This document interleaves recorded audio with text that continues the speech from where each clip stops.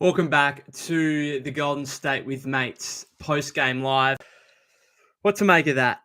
I am an eternal optimist. I like to take the positives in things, look ahead to what's possible and what's on the horizon, and try and take a glass half full approach to everything in life. But this Warrior team, it's hard to find positives. It's hard to find any optimism. It's hard to have any hope for what could be of the remainder of this Golden State season. This is a new low point when you think it couldn't get any worse. The Warriors go out and lose 104-101 to the Toronto Raptors, a team that entered the game 8-31 on the season, a team that entered the game 1-16 in their last 17 games, and yet the Warriors could not get the job done. Their offense, again, woeful. You run out of adjectives to try and describe the Golden State Warrior offense. It is disgusting. I've been playing tennis this morning, right? Went out, had a hit before Warriors basketball. Something to enjoy before having to watch the grind of Golden State play. I was talking to a mate. He's a Warrior fan. He said, I haven't watched a game for a few weeks. And when I go and watch this game today, I kind of think, yeah, I probably wouldn't watch these games either. There's no enjoyment in this whatsoever. If I didn't have to do it for a living, I'm not sure I'd watch it. What pleasure, enjoyment are we getting out of this right now? You know, okay, cool. We get to watch Steph Curry. We should not take that for granted. Maybe that's the sole reason why I will continue to watch games, right? Along with analyzing and seeing what happens, I suppose, and the storylines revolving the team.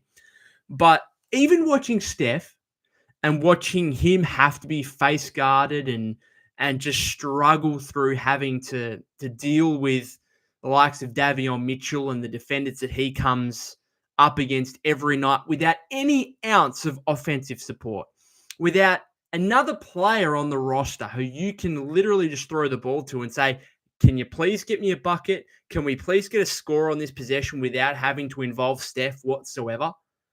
Even watching Steph right now is difficult because you literally feel so bad for the guy that he has to go out there, face the defenses that he does, and not have the support around him to be able to really capitalize on that or just make things easier for a guy who's 36 years old, who's dealing with knee tendonitis, who's been dealing with a sprain in his thumb. I don't know. I've got no other words. A few comments from you guys. Stan Decker says, so embarrassing. Lost to a team that's 8-31. Toronto were literally 1-15 in their last 16 games. No, they were 1-16 in their last 17, I believe. The Warriors are the cure to a lot of things. Yeah, absolutely. If you're on a losing streak right now in the NBA, geez, just hope Golden State are upcoming on your schedule because they will help you out. Oh, my goodness. Stan Decker says, time to cut off, buddy. Again, I'll just go down to it. It's what I've been saying the last couple of episodes. I don't hate Buddy Hield, the player. I think Buddy Hield can actually be a helpful piece for you in the right scenario. However, this is not the right scenario where he's a starter. The Warriors go super small in this game. Obviously, no Draymond, who was out through illness. So they start Steph, Schroeder, Hield. Right, those three together. Then Wiggins, Trace Jackson, Davis. But you should not be having this kind of offensive reliance on Buddy Hield where he's taking 13 shots, 10 three-point attempts, going 3 of 13, 2 of 10 for the game. You just should not be having this reliance. He can be a nice spark plug for you off the bench where he enters the game and he plays 5-10 minutes, and if he's got it rolling, absolutely keep pushing him through and he can play when he's hot. When he's not hot, just you need to have the roster in place to be able to say to yourself, okay, this guy just doesn't have it tonight. I'm benching him. Bring him back next game, see what he's got then, right? Because that's the thing with Buddy Hield. He's so hot and cold, is that you want to ride those hot stretches, as the Warriors did in the first 8 to 10 games this season. And when he's cold, you just want to say, hey, buddy, you don't have it. So just sit for the night. The Warriors cannot do that because they're so reliant on Buddy Hield's offense that they have to play through his cold stretches. They're so reliant on his just like shooting ability because they just don't have much shooting on the roster that he has to play Like, how many minutes did he play in this game? Just checking. 33 minutes. In what world? We are in 2025. In what world should Buddy Hield be playing 33 minutes in an NBA game? It's not a world I want to be part of anyway. That's disgusting. But again, it goes down to the reliance on this guy offensively, and the fact that the Warrior roster is set up like this. It's horrible. Like, coming into the season, I thought, okay, Buddy Hield might be a nice 15 to 18 minute a game bench guy. Sometimes when he's hot, you can roll him through for 20, 25 minutes. When he's cold, again, 8 to 10 minutes, see you later. You don't have it tonight, bench the guy. I didn't think in game 39 with, I didn't even want, do you want to call it a deep rotation? Like, the Warriors played 10 guys again. Okay. I'm not even sure you want to call it deep. They've just got a bunch of guys that play, I suppose. None of them really at this point are actually that good. But regardless, like, how does Buddy Hield get 33 minutes? And again, I'm not sure it's a Steve Kerr issue. It's a Mike Dunleavy Jr., this roster issue, really. And the reliance on Buddy Hield, which is so disproportionate to his skill set and consistency nowadays as an NBA player. Anyway, FTW Clan says, we actually lost to a team at the bottom of the East, below 500 now too. Yeah, the Warriors 19-20 on the season. Just quickly on that, Golden State hit a new low point for the season. It feels almost appropriate that the Warriors' new low point of the season is inflicted by a former player, Chris Boucher, who I remind you played one game for the Warriors in 2018-19, played that whole year on a two-way contract after going undrafted 2017-18 it might have been. He went undrafted, signed a two-way contract with the Warriors, played one game for the franchise. So not only like a former player inflicting the Warriors' new low point of the season, but a stretch big. A stretch big who can shoot, who went, 3 of 5 from 3 in this game, who had 17 points in the fourth quarter after entering the fourth with 1 point through the first 3. A stretch big who we know the Warriors need one. Again, I'm sick and tired of watching these games and watching Kevon Looney and Trace Jackson-Davis just get the ball either in the mid-range area or at the top of the key, absolutely wide open. And, of course, they're having to run other actions, off-ball screens and stuff like that to try and get guys open, because we know those guys aren't, not only are they not going to shoot the ball, but they're not going to try and eat up the space and drive in and try and make a layup or do anything offensively scoring-wise. I'm sick of it. Literally sick of it. Just get a guy. His name is Nikola Vucevic. Get a guy who can actually make the defense respect their offensive game. Not just their shooting, but their actual offense. Their scoring ability. Goodness me. Young West says it could possibly be tank time soon. Did just write about it, actually, that it could be the draft lottery got confirmed today for May 12, I think, in Chicago. Could be scarily relevant for the Warriors. You got all these teams, Brooklyn, Toronto, even, a couple other teams in the East who are going to be, their futures could be up in the air come draft lottery night. The Warriors aren't one of those teams. They're still trying to fight. They've still got Steph Curry. They're still trying to battle they're just trying to battle for a play-in tournament spot right now. And then hopefully they can make the playoffs. But it's looking more and more inevitable that draft lottery night is going to be very big for the Warriors as part of their present and future. Because, I don't know, maybe they get a high-ish pick, a top 10 pick, and they can trade that. Who knows? But the fact that we're even thinking about that is pretty disgusting. JSW says, I'm still big on testing Quinton Post for at least one game to see how well a shooting big is on the team. Yeah, I've been against it. It was exciting to see against the Pacers. I've been against it because I think his defense just isn't up to scratch whatsoever. But I'm watching this game and really wondering how it could get possibly any worse. How could it get worse? And so at this point, if I'm Steve Kerr, I'm pretty much willing to try anything. right? Willing to try anything. And that is something reasonably significant in terms of just a different look at having a guy at the 5 out there who can shoot. And maybe you put Draymond next to him and he can try and fill up some of the issues that would come defensively, which is going to be the case anyway if you get a guy like Vucevic.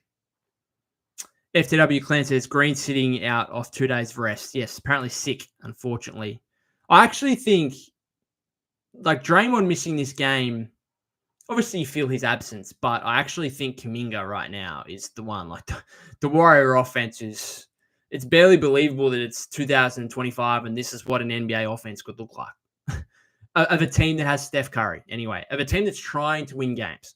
Like, you see the worst offenses in the league, most of them are just bad teams who have no interest in winning, right? This team is legit trying to win. They've got one of the greatest players in the history of the game. To see the offense this bad, and not just the offense, but the way the roster's built. You look at the roster and it's blatantly obvious why they have these offensive issues. And Steve Kerr, credit to him, tried to take the heat in a post-game press conference, says it's my fault, right? It's my fault we're not executing. I'm not sure it is. I think it's the front office right now. And we were giving some plaudits to them earlier in the season, and that's what happens. Like, you win games, everyone gets plaudits. You lose games, everyone's bashing you. That's just the way it's going to be. But I think the further this goes, the more obvious it becomes that 12-3 start to the season was clearly the outlier in this season. And what we've seen over the past 24 games now are more so what this team is, and the concerns that we came into the season with in terms of the offense are well and truly there and clear for everyone to see. And so I think fault has to lie on Mike Dunleavy Jr. and the front office. Could Steve Kerr do more? Yeah, probably. Could the players do more? Absolutely. Like, can Buddy Hield just hit some shots sometime, please? Can Lindy Waters just hit some shots sometimes, please? Wiggs was okay today, 20 points. Probably needs to be more involved, though. So, yeah, the players have just got to hit some shots. Steve's probably got to get them some better looks. But you look up and down this roster is just fundamentally flawed, particularly from an offensive standpoint. Thendick says this team is physically weak, no strength, no speed, just forcing threes. There's no chemistry. Things need to change. When JK comes back, we may be too far behind, like something needs to happen. I've said that. You wait till the deadline. You wait to the 24 hours before the deadline. And we're going to be in a similar situation to last season where we're 5 games behind 500 and doesn't matter what you do from there on. You could probably you could win 80% of your games from there on, like they did almost like over the last 39 games of last season where they went 27-12. You're too far behind at that point. The West is too competitive. There's too many good teams in the West to make up for it. FTW Clan says, I think we beat the Heat, Pacers, and Raptors if Kuminga was playing. Possibly. Yeah, possibly. But I don't know. I don't want to delve into too many hypotheticals. It's just really disappointing that he got injured when he did. Brody says, haven't been around here in a while. I just can't stand watching this team anymore. I don't blame you. I want you guys in the chat. I want as many people viewing this as possible and interacting. But I don't actually blame people for tuning out. And it's a very simple thing in life. Like, we try and dive into things that make us happy and things that are enjoyable and try to steer clear of things that aren't enjoyable, right? And so a lot of fans will say, I'm a fan through thick and thin. Like, I'm there through all the bad times, and the people that aren't there through the bad times don't enjoy the good times. And I'm very much like somewhat of that opinion that, you got to be there through the bad times to enjoy the good times. I get it. But in terms of interacting with content, for example, like, I don't blame you guys for watching a Warrior game and thinking, I do not want to even hear a bar about that game because it was so disgusting. I saw it with my very own eyes. I don't need to, right? As opposed to 12-3 start to the season through the first 15 games, we do these post-game lives, and I can understand why a heap of people would want to be in the chat talking about how good the Warriors are. Now, it can go other ways as well. Like sometimes people like to vent their frustration, and I want you guys to do that. And you can talk about what moves this team needs to make. So it does work. It does work the other way sometimes as well. But I know for me, as a fan of the Warriors or any other sporting teams, like you just don't feel as engaged when your team is down and out and struggling, and when you just blatantly can't enjoy watching them play. Like it's as simple as that. Steve says, shame on the Warriors GM and coach. Get this man some help. Enough. Brody says, the Warriors just have no threats, in my opinion. When I watch the Celtics or Cavs swing the ball, I know whoever catches it will be a threat to score. However, on our team, when the ball is in any of the bigs' hands, I know they're looking for a pass or handoff. Yeah. It's just so predictable. Yeah. Like you literally, again, it's 2025. You might be able to get away with having one non-shooting threat on the floor. You cannot get away with having multiple and too many lineups. And again, I'm not saying it's Steve's fault. Like he's forced to play these guys. It's the roster. Too many guys are just non-shooting threats, right? Which again is why Buddy Hield has to play, and that's just unfortunate. Like you look at the Warrior roster, you look at the guys that play tonight. Okay, Buddy Hield, no one really cares about him from three-point range right now because he's struggling that much. Wiggs, yeah, you send me respect. Obviously, shooting the ball pretty well this season. Trace, no. Dennis, I'm playing off him at the moment. He can't hit water if he fell out of a boat. Steph, obviously. Looney, no. If Lindy Waters is taking a three, you're almost living with it if you're the offense. Moody, not really at the moment. Keith Santos, a bit like Lindy again. You live with it. Slow-mo, no. Draymond out injured, no. Kuminga, for as good as he is offensively, like, no. So, like, oh my goodness. Like, there's literally, like, the greatest shooter of all time on this team. There's one guy who can be a great shooter, but he's incredibly hot and cold in Buddy Hield. And everyone else is like, Wiggins, I suppose you can claim is a good shooter. The numbers are just appalling, though. For like, again, Lindy Waters came to this team as a known three-point shooter. And yes, he went 2 of 4 in this game, made a couple of big ones in the second half.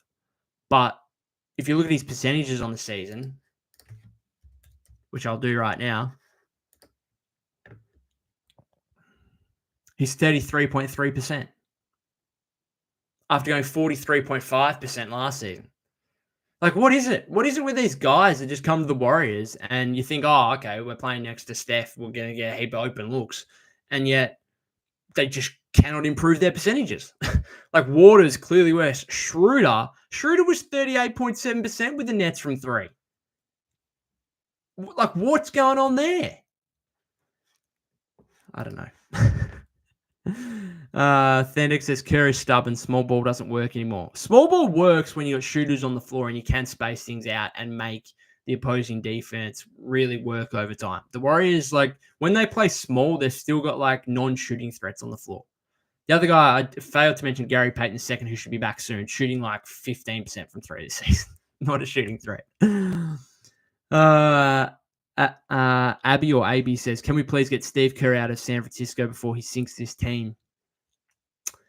Yeah, I'm not sure he deserves some fault. Yes, I'm not sure it's entirely on him. I just think this roster is, to put it like Steph does, mid. This roster is mid. Brody says, do you feel like the regular season as a whole for the league has become more boring? I feel like I'm just waiting for the playoffs. The regular season has become more and more bland over the years. Possibly. The other thing as well with like the Warriors really struggling at the moment, like I watch every second of Warrior basketball, but I have found myself much less interested in other games around the association, around the league, and tuning into them than I was like at the start of the season. I think we're in that period. We're in that period right now where it's early mid-January and we're kind of, much of the focus is around the trade deadline and what we're going to see there rather than like actual on-court stuff. And so I think once the deadline passes and once we get into a mode where we can see the finish line of the season and we can really, map out the race to making the playoffs, that's when things start to become a bit more interesting again. It's exactly why, like right now, is exactly why I don't understand the in-season tournament and when they schedule that. Why is the in-season tournament or the NBA Cup so early in the season? I said this last year when it first the first iteration of it. Why is it so early in the season? It doesn't make any sense to me whatsoever. Like it starts like 2 or 3 weeks into the season. It's like I'm still interested. I'm still invested in not just the Warriors, but the entire league at that point, right? This is when, right now is when the in-season tournament should be on, the NBA Cup. Like straight after Christmas, because like Christmas Day is big, cool, we get around that. Straight after Christmas, you have the NBA Cup go for a month in January, okay? And then you've got the trade deadline, and then after that, you can, the final rosters are formulated, and you can work out the race to try and make the playoffs, and things become a bit more interesting. Anyway, Jay Talk says they're absolutely done. Hard to disagree.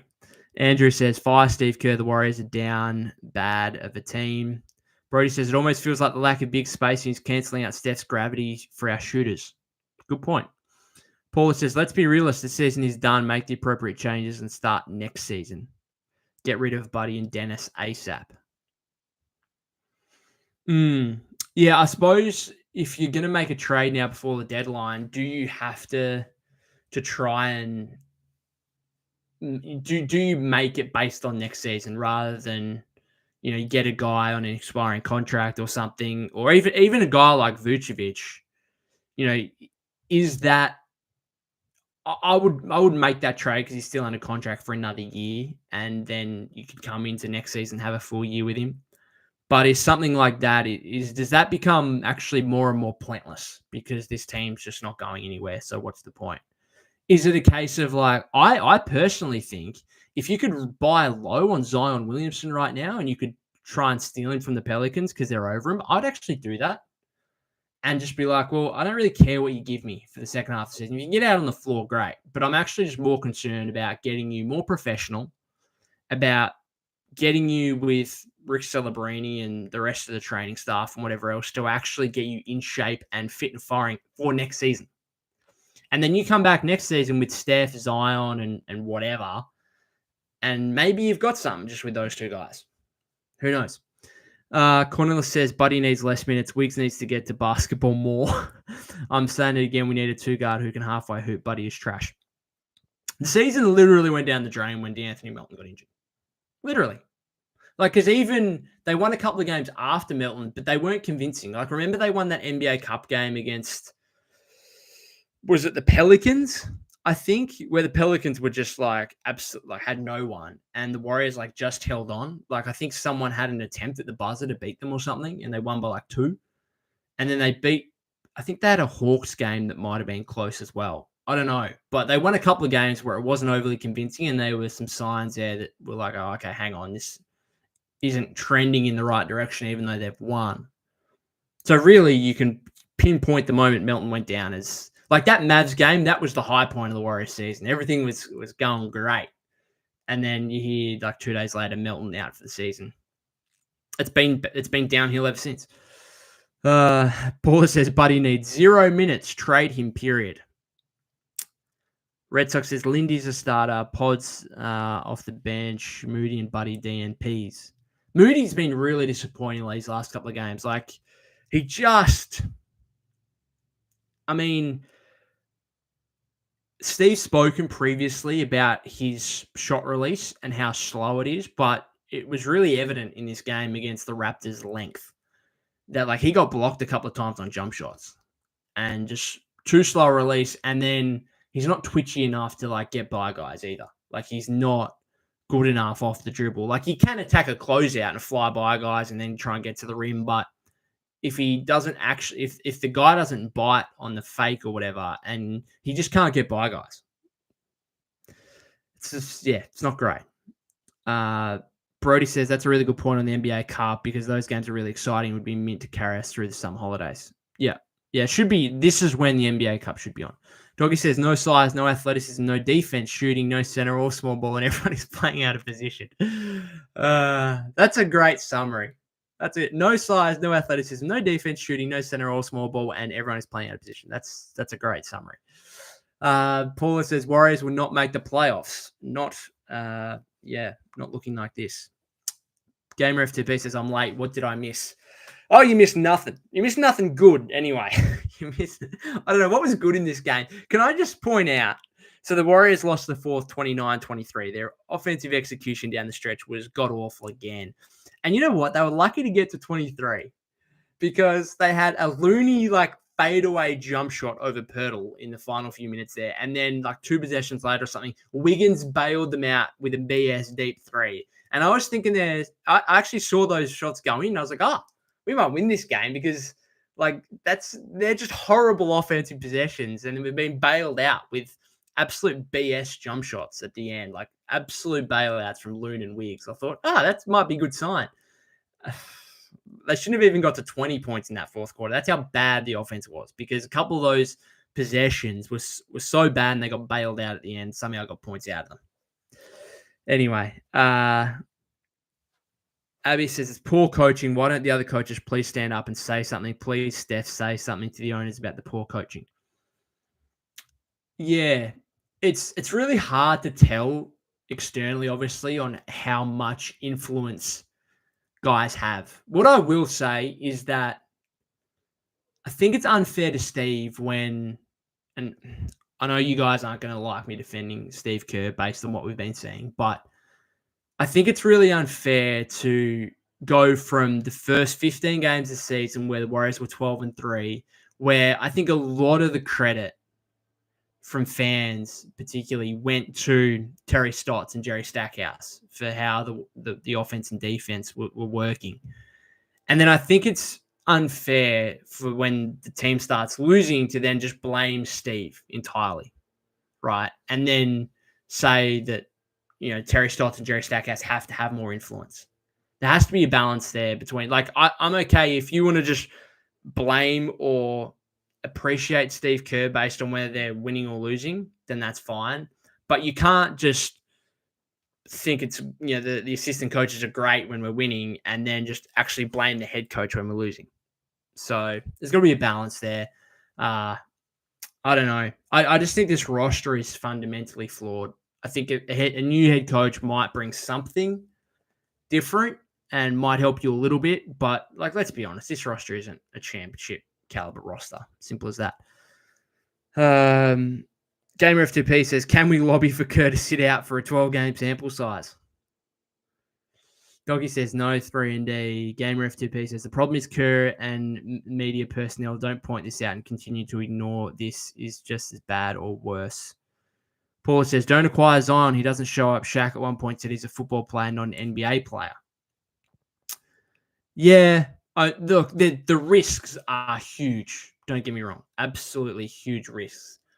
But it also means, because of the risk, you could get an absolute steal. What if he was to get traded and a new environment just unleashed him? Not unleashed him, but, got him on the straight and narrow a little bit and woke him up a little bit into being a better professional and a better athlete in the way he conducts himself. I feel like if you could get him right in that aspect, then the talent is undeniable. He's 25 points a game in his career, nearly 60% shooting from the floor. Theoretically makes sense with Steph in terms of Zion's brutal interior dominance and Steph's shooting. Now, you'd still have to put the appropriate pieces around those guys, but that would be dangerous. And I'm not saying I trade multiple first-round picks or anything for him. I'm just saying if you could basically just do it for matching salary, then why not? Bobby says, at this point, I'm ready for a trade. Vooch, Levine, it's something to look at. Got to include Moody and Dennis. Dennis can't be traded until February 5, 24 hours before the deadline. Connor says, Wiggs needs to go to the basket more. Jay Talk says, the front office and ownership had years to build around Steph. They chose to do nothing and double down on their weaknesses. Now they need to hit a home run and act like this was unavoidable. Good point. Gamer FTP says, as a head coach, you shouldn't be saying that about your players. I think that affects Moody. Yeah, like I remember going back to the end of last season after that Kings loss, and Steve was asked about some guys, and particularly about Moody and his lack of playing time and what he needs to do in order to get more playing time. And I thought that was good, because too many times I think we hear Steve in regards to Moses, he just says, "Oh, look, it's a deep rotation and he's going to be ready for his opportunity," and blah blah blah, just drums out the same line. Like, Steve actually telling us, "Hey, this is the reasons why he doesn't get minutes," I think is a good thing, to be honest. Like, saying that publicly, because he's saying that privately anyway.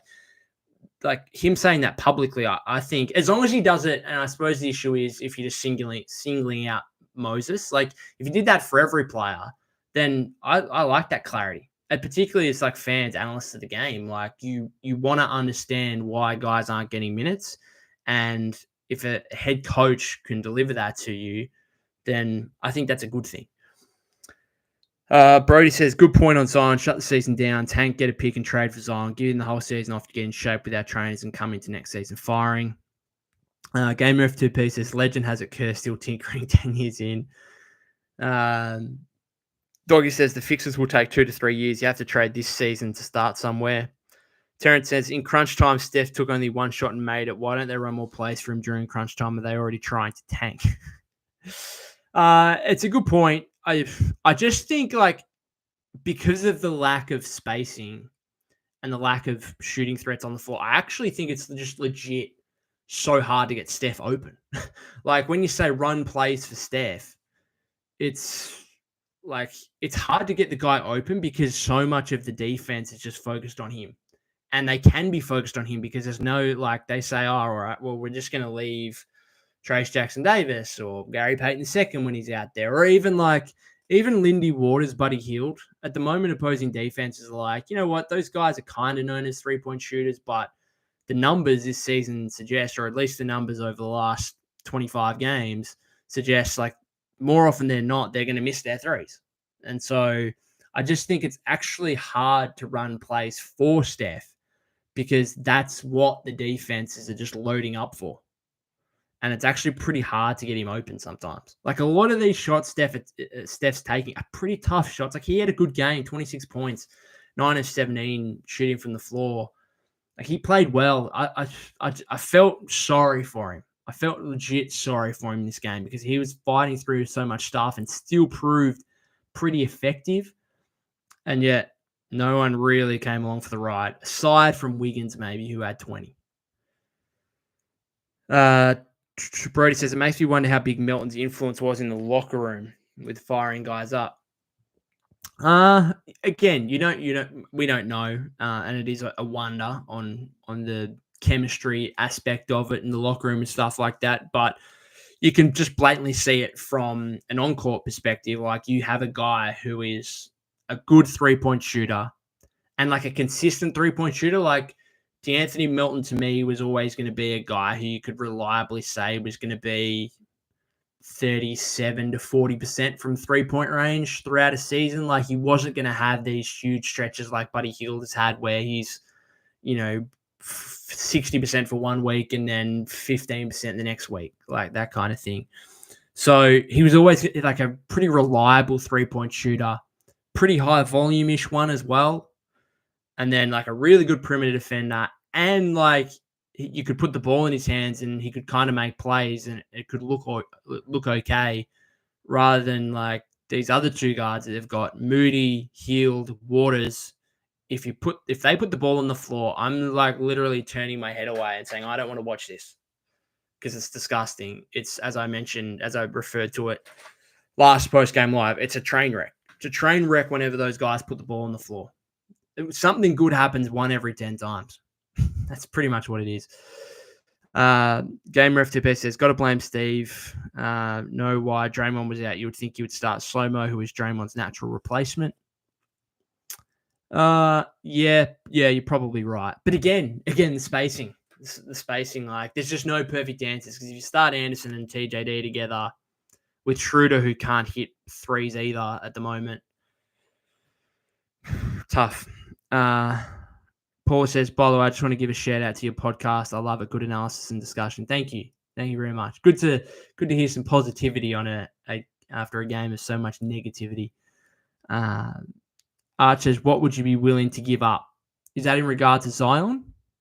If that's in regard to Zion, I think it would be, or are you just saying in general?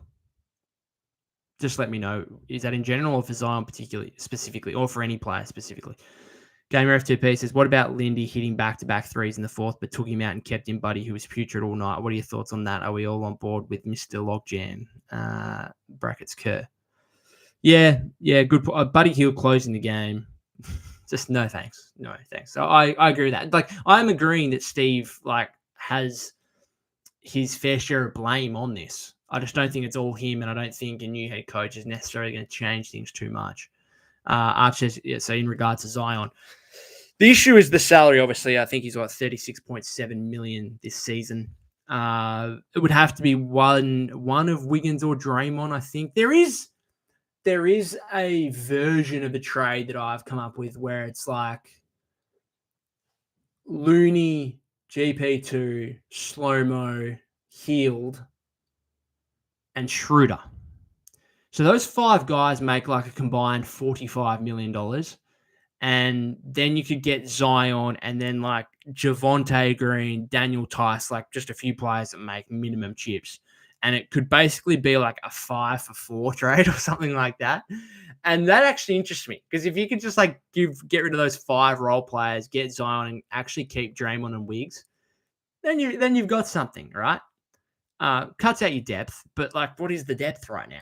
Like, the depth sucks anyway. So there is a version of a trade like that. I just don't think that either team, like, there's not going to be a 9 or 10 player 2-team trade.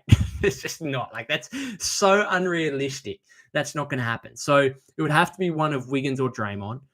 You might need a third team involved because I'm not sure the Pelicans might take Wiggins, but then like you're left. I actually think, and I've spoken about it before, I'd almost prefer to give up Draymond. I know that is pretty harsh to say given what he's meant to the franchise, but just in terms of the on-court basketball fit, having Wiggins alongside Steph and Zion, I think makes a lot more sense. But then you've got the defensive concerns. I don't know. Like, the issue with Zion is you need a shooting big next to him.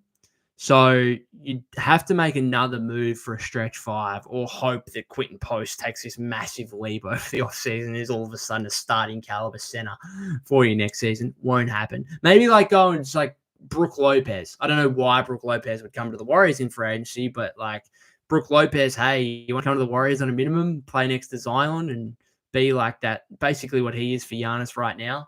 He wouldn't do it, but that's like the dream. Something along those lines. But yeah, in terms of the trade, I don't think the Warriors are clearly not going to be able to do a 9-player 2-team trade. And I also don't think the Warriors are going to be willing to give up Draymond for Zion. Not sure they'd give up Wiggins for Zion either. So I just don't see it happening, but I don't know. I just think you need that and it also comes like, what are you doing with Kuminga in that scenario? Because I don't think you'd have to give up Kuminga in a Zion trade necessarily, but then are you paying both guys who are both interior forces? Maybe not. I don't know. Daniel says, I agree the pod is great. I'm not even Australian, but really good analysis and talks. Thank you, Daniel. Paula says, I'd give up Buddy and Dennis. Dennis isn't adapting to Warriors basketball. Buddy is just unreal. Poor at Indy and at Sacramento. Carl says, should have let Steve retire and promoted Kenny. And he's got the Cavs firing right now. That might be a good article idea. Thanks for that. Paula says, I wouldn't give up Draymond, to be fair. Ash says, do you think our spacing would be too bad? I would want Vooch as well. Yeah, if you got Vucevic, Zion, but then like, if he's like, what are you doing with Draymond and Kuminga? Like, there's just adding Zion to the mix, like, interests me, but you'd have to change the team up pretty significantly because, again, like, there's just, you'd struggle to have 2 of Kuminga, Draymond, and Zion together, let alone all 3, obviously. So one of them would have to go. I don't know. Paula says Draymond makes Steph. The chemistry between them is unique. Yeah, I agree with that. Brody says Lindy Waters for Wembanyama. Who says no? I reckon the Warriors, they're pretty invested in Lindy Waters at the moment. Paula says I'd part with my tech bonus to give up Buddy. Right now, I'll stop with Buddy. Daniel says, would you trade for Devin Booker if he became available? Just thinking for star-level players that might have lower value in the league right now. Absolutely, I'd trade for Devin Booker. Suns would want an absolute haul. I'd probably give it to them too because he's young enough. He can take the keys off Steph. I actually really like what he did in the Olympics as kind of not that star player and the guy who actually really invested in defense and played off the ball a lot. That really, I think, put him a step above in my books in terms of the way I viewed him. Now, I don't think he's having a great season necessarily with the Suns, but you got a fair sample size of him being an all-star, fantastic, elite level offensive player. Absolutely, I'd trade for Devin Booker. I don't think the Suns would be doing it, though. Gamer FTP, Levine would fit perfectly with Steph. I just don't want to talk about Levine because the Warriors just could have had him in the offseason for like Chris Paul and GP2 and Loon maybe, and probably got to pick themselves in the process, and that's just disgusting. Oh my goodness.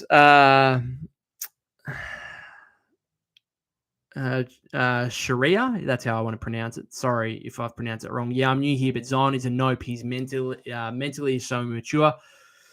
Yes, he's also only 24, so maybe he does eventually grow up at some point. And then he could be really dangerous for you. Like if he gets things right, again, as I said previously, 10 minutes ago, like there's no doubting his on-court talent. He's 25 points a game for his career. Brody says, crazy league when the Pistons are one of the best teams to watch and the Warriors are one of the worst teams to watch. Yeah, new era. Sharia says we'd have to give up too much for Zion. I think she's saying that in regard to Booker. The Suns aren't doing it. Archers, I would trade Dre. The Dre-Steph two-man game is too predictable and outdated. I doubt you can sell the Pelicans on a Dre for Zion trade without Kuminga, though.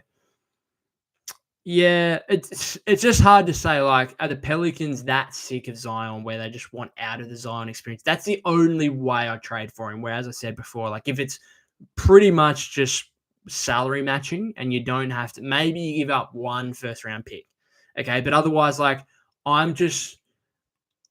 I'm trading for Zion, I'm doing it just to take him off the Pelicans' hands. I'm not giving up value for him as such. I'm just doing it if the Pelicans are, like, well and truly sick of him. Paula says Book would be unreal. In Paris, he was brilliant. Yep. Daniel says Zion is a top 5 player in the world talent. I'd risk it even with the off-court stuff. Yeah, I think I'd risk it because he's also that young. Like, he's 24. And so that tells me, okay, maybe he is immature and unprofessional, but it's not like he's been doing it for 10 years. Like, he's been doing it for 5.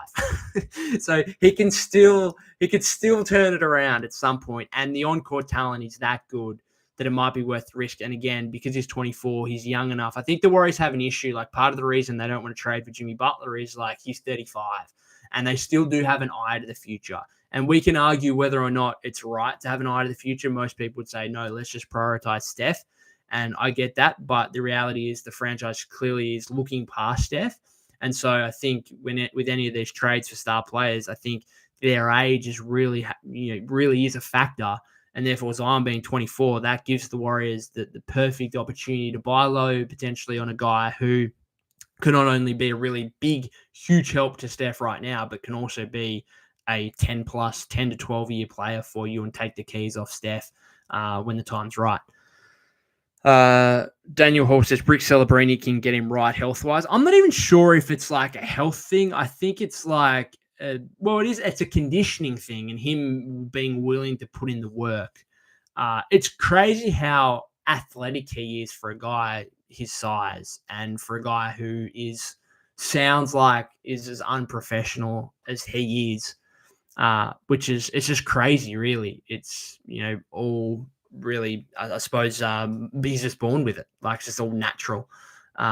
So it's kind of, I don't want to compare myself to Zion Williamson, but I'm a bigger guy. Like, I'm 95 to 100 kilos, but I ran 10Ks, which is 7 miles for you guys in America. 10 kilometers last week in like 45 minutes, which is relatively good pace. I think that'd be well above average. And so I like to think that not my athleticism, but my running capability is certainly quite good for a guy that is naturally built more like someone who should be into strength training, I suppose, and who has a bit of a beer gut naturally, I suppose. Trying to work on that though. Brody says, I'm more surprised more players don't want to join the Warriors and play alongside Steph, considering what he did in Paris and him being known as an unselfish superstar. Yeah, the issue now is though, like I think players would look at the Warriors and think, okay, but yes, they've got Steph, but he's also 36, and who else have we got? Am I really making this much of a difference? Like, would Jimmy Butler look at the Warriors now and say, yeah, I really want to go there because, I think that I'm capable of pushing this team from a 500 team to a championship contender? Now, maybe some stars that are built the right way would actually take on that challenge and prefer that over, joining.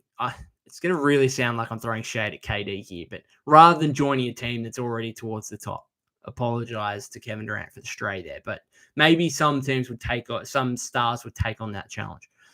Shreya says, I'm cool with ditching Anderson in any trade, and buddy, Jimmy is way too much of a gamble for the culture, and I love Jimmy. The trade that Bleacher Report's Greg Swartz proposed today was simply Looney, Payton, and Slow-Mo for Vucevic. And if that was on the table, like, you'd just make that trade now.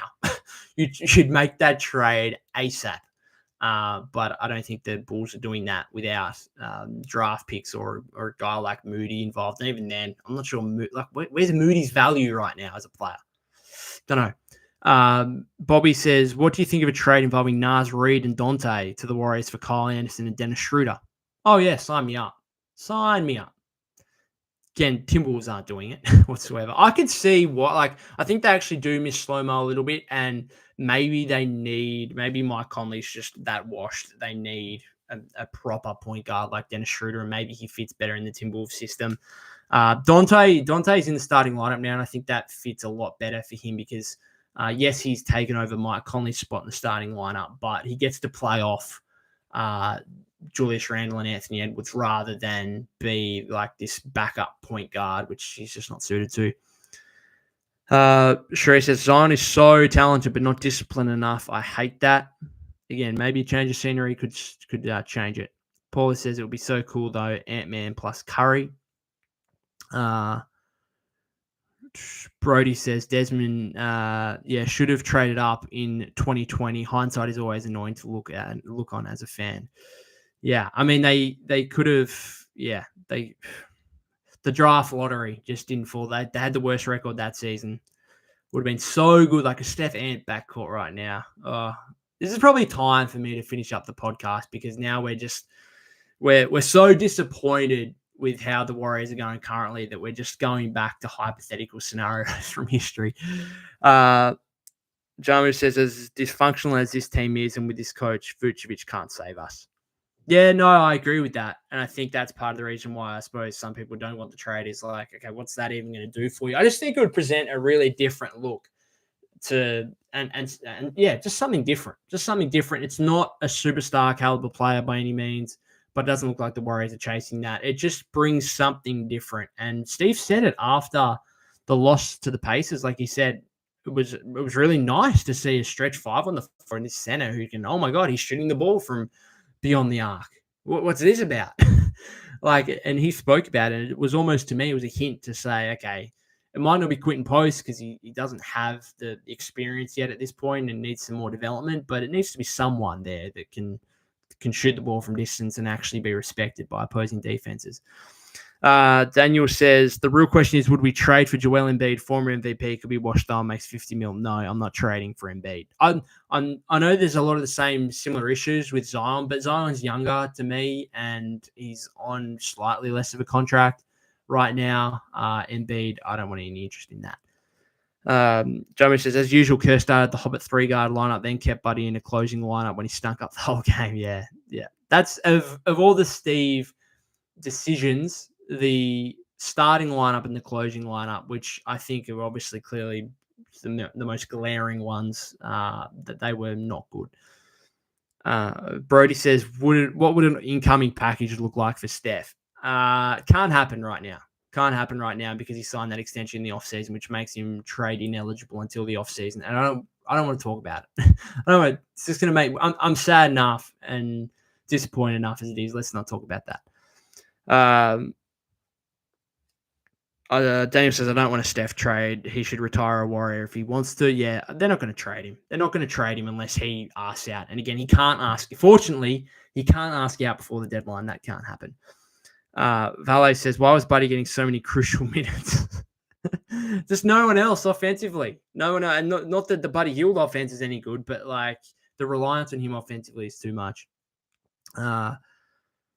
Sharia says, Buddy in his minutes grind my gears. Brody says, I agree with that. He should go on his terms and retire as a Warrior in regard to Steph, but what kind of young player could we get in return for the future? Valet says, Curry had a really bad turnover in the clutch. Yeah. The turnovers, there weren't a heap of turnovers. There's only 14 on the box score, but there were some really bad ones. And ones where you can tell like the chemistry is just all off. Like just simple ones, like you just dribbling the ball up the floor, and I'm like, okay, I'll just pass to this guy, and this guy's not even looking, and the ball just goes out of bounds. It's like, what are we doing? Anyway, I'm going to finish it up there. We've been going for over 50 minutes. I've got a haircut appointment to actually get to, so I better get off to that. Thank you very much to everyone who has commented, or if you're watching on replay, or if you're listening via the podcast feed. Much appreciate the ongoing support, and particularly for you guys with some of the nice comments in the comments after a game that was not good at all. The Warriors losing 104-101 to the Toronto Raptors. They play the Timberwolves. Speaking of Anthony Edwards, they face Minnesota on Wednesday at Target Center before returning home and hosting Jordan Poole and the Wizards later in the week. I'll be back. If there's any trade-related stuff that comes up between now and the Timberwolves game, I'll make sure to jump on and do a podcast episode to cover that. But otherwise, post-game live after the Timberwolves game. Tell you what, after what we just watched in the last 3 hours, not too confident on that being a good result for the Warriors. Thanks again, guys.